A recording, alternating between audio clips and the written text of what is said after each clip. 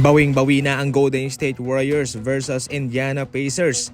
Ito'y kanilang tinambakan sa huling 4 na mga minuto sa fourth quarter mga idol.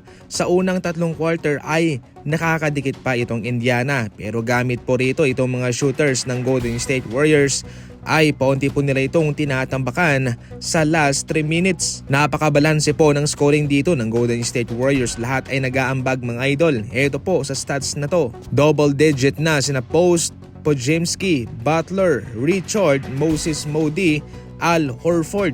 Ginandahan pa rito ng Golden State Warriors ang kanilang depensa, kaya nahirapan dito ang Indiana na makapuntos at makapenetrate sa loob. Ito naman yung stats dito mga idol ng Indiana. Maliliit lamang po ito at walang masyadong kontribusyon galing sa bangko. Itong si Robinson Earl ang mayroong pinakamataas na kontribusyon, 9 points, at sumunod itong si Morris na 8 points. Yung iba dyan 14 points, 12 points para sa Indiana, kaya nahirapan silang makasabay na sa late fourth quarter game.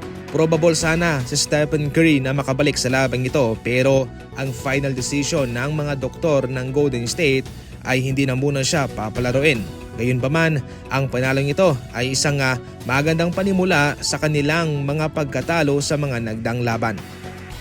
Gustong punitin ni Jordan Clarkson ang stat sheet nitong si Josh Hart pagkatapos na siya'y ma-fouled out.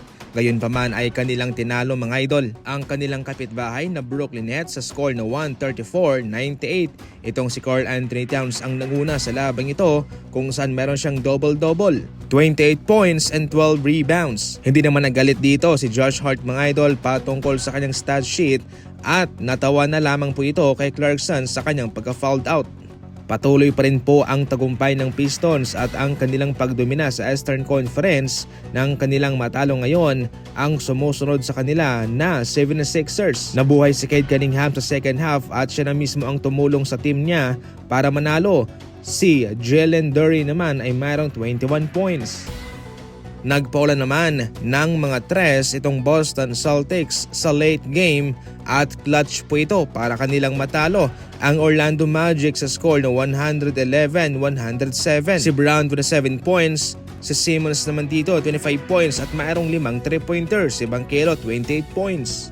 Nabuhay naman ang OKC Thunder at kanilang hinabol ang malaking tambak sa kanila ng Memphis Grizzlies. Si Ja Morant nag-i-struggle dito mga idol. 11 points lamang siya at 3 out of 18. Nakalusot ang OKC sa score na 114-100. Si Shai 35 points na. Nagduelo sina Kevin Durant and Giannis sa kanilang laban. Grabe to, dikitan po. Pero sa mga huling minuto ay nakalamang na itong Rockets. 122-150 ng ating score dito mga idol. Kevin Durant 31 points at itong si Giannis kulang ang kanyang 37 points.